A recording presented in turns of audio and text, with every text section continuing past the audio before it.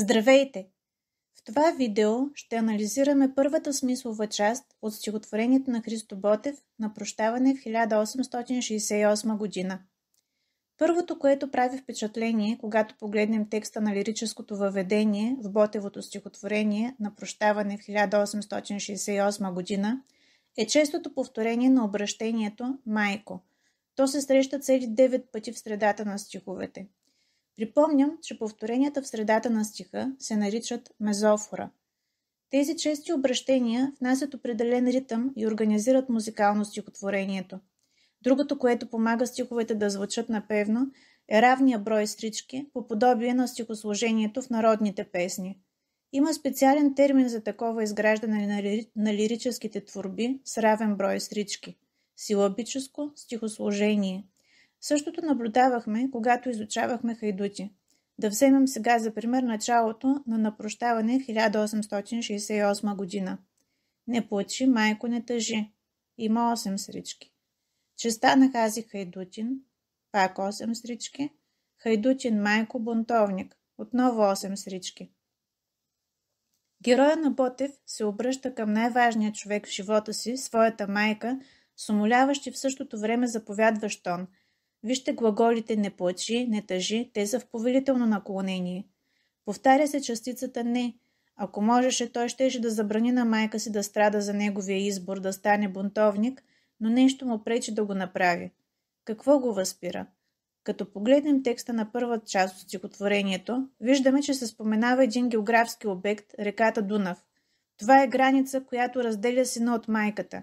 Разбираме, че той е отвъд Дунав, в Румъния, и оттам провежда своя въображаем разговор с майка си. Дунав е много важен топос. Той е чертата между робството и свободата, която лирически аз се кани да прекрачи, да се върне в родината и да даде живота си за освобождението й.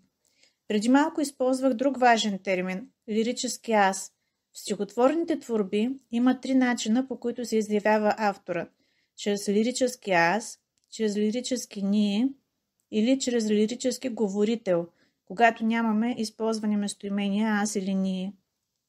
В случая Ботев още във втория стих използва местоимението ази, което е старинна форма на личното местоимение аз и е очевидно, че произведението му е написано от името на лирически аз. Тогава за формата в напрощаване можем да обобщим, че е диалогична и първолична. Местоимението аз е в първо лице единствено число, с равномерен напевен ритъм, зададен от силабическото стихосложение. Героят търси разбиране от майка си, защото го боли, че й причинява страдание, но в същото време той иска от нея да е силна, да го разбере и да му прости, че не може да я подкрепа и е решил да избяга от България. Участта му на емигрант е тежка. Той използва словосъчетанието турска черна прокуда и глагола пропъди, за да обясни, че не е имал избор, не е можел да остане. Да е далеч от дома си е много трудно и мъчително. Разбираме за това от стиховете. По тази тежка чужбина. Да ходим, да се скитаме, не мили клети, не драги. Тежка чужбина е метафоричен израз, създаващ представата за нещо затиснало душата на героя. Той и неговите събратя емигранти са немили, клети, недраги. Немили и недраги са прилагателни синоними, т.е. лошото отношение към тях е 2 пъти по-силно от обикновеното. Клети идва от думата проклети и придава съдбовна обреченост на тези хора, които са жертви на своето време. Копнежа по далечната родина проличава във възклицанието «Ах, утре като премина през тиха бяла Дунава». Емигрантите са непрекъснато измъчвани от носталгия. Всичко родно е и мило. Реката е тиха и бяла, 2 положително натоварени прилагателни, които носят в себе си нежност, покой и красота. Турската прокуда беше черна, а Дунав е бял. Ботев противопоставя в опозиция прилагателните, за да ни отведе на 2 полюса, между които се чувства разпънат героят. За този легендарен поет са характерни крайностите, силните чувства. Неговия живот също преминава между свободата и робството, любовта и омразата. Героя от напрощаване в 1868 година не може да се примири, като останалите си в България събратя. Неговата природа е буйна, сърцето му е мъжко, юнашко, и не трае да гледа турченче без ней над бащино ми огнище. Ботев използва много наброй и твърде ярки изразни средства, за да постигне желаното въздействие. Глагола без ней мигновенно обрисува картината на развилнял се мъчител. Литературознанието си има специален термин за изрази, при които цялото се представя чрез някаква своя част, както в случая бащиното огнище е малка част от голямата България и оскверняването, поругаването на това малко свещено място е посегателство срещу цялото отечество. Терминът е синекдоха.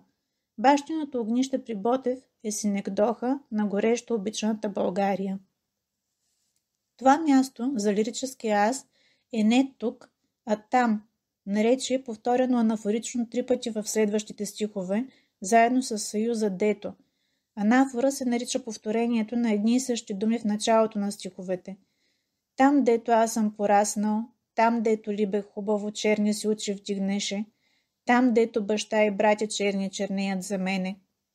Там е мъчително далече. То е свързано с най-скъпите спомени на героя, с любимите хора, семейството и обичаната жена. Етимологичната фигура черни чернеят отвоява, подчертава чрез еднокоренните думи, колко изпепеляваща е скръбта на бащата и братята по прокудения бунтовник. Те са горели от болка, превърнали са се на черни въглени. Образът на любимата е обрисуван само в 4 стиха, но е много въздействащ. Там, дето ли бе хубаво, черни си очи вдигнеше и с она стиха усмивка в скръбно ги сърце впиеше. Черният цвят на очите на любимата кореспондира с израза черни чернеят. Те са като въглени, които прогарят скръбното сърце на героя. Глагола впиеше е употребен метафорично. Той придава на женския образ някаква жестокост. Тук много учители ще скочат възмутено, защото в никой учебник няма да прочетете подобно твърдение, но думите и употребата им го подкрепят. Болката от впития поглед на красивата жена е глождеща, продължителна и смукваща. Глаголите са в минало несвършено време. Ето глагола впиеше. Той е в рязък контраст с метафората тиха усмивка, която внушава нежност, покой, смирение. Любимата на героя изглежда като фатална жена, господарка на живота му. Тя е едновременно добродетелна и страстна. В изграждането на този образ Ботев проявява новаторство, а в това, че го прави само на 4 реда – гениалност. Момите в народните песни са кротки, покорни, шегуващи се невинно с избраниците си, докато в Напрощаване в 1868 година девойката е не просто хубава, а смущаващо властна. Тя не свежда поглед, а втига очите си и после ги впива в сърцето, като бързото движение отгоре надолу извиква асоциация с нападение на кобра. Любимата на бунтовника жена сякаш очаква, изисква нещо от него. Героя не смята да стои да гледа тъжно отдалеч как близките му страдат, а либето мълчаливо го обвинява за нещо, което не е направил. Емоцията, натрупана в душата му, се освобождава във възклицанието «Ах, мале майко юнашка!» и в призива «Прости ме и вече прощавай». Инверсията майко юнашка Ботев взаимства от народните песни. При инверсия прилагателното сменя мястото си със съществителното и отива зад него. Неговия герой навлиза в друго пространство, легендарното, възпявано в безсмъртното творчество на народа. Юнашката майка трябва да разбере всичко и да издържи, трябва да е смела и силна като сина си.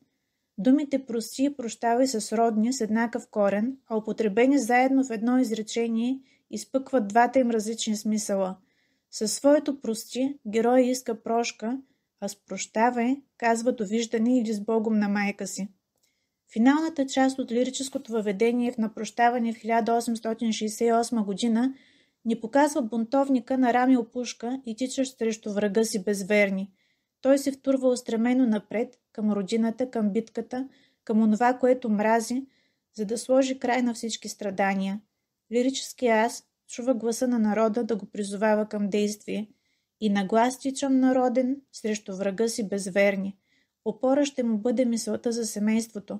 За него ще се заловя. Последните думи в тази първа част на стихотворението са пък каквото сабя покаже и честта майко юнашка. Битката предстои. Тя е неизбежният избор, който героя прави. За него да се бори е въпрос на чест. Обратното, бездействието, би било безчестие. В израза «пък каквото сабя покаже» имаме многоточие, отбелязващо пауза в речта на героя. Подобно внезапно замлъкване се нарича апосилопеза. То е похват, използван от ораторите за концентриране на вниманието на публиката.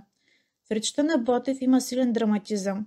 Паузата насочва към осъзнаването на героя, към изричането на глас на страшната истина, че сабята може да покаже не само победа, но и смърт.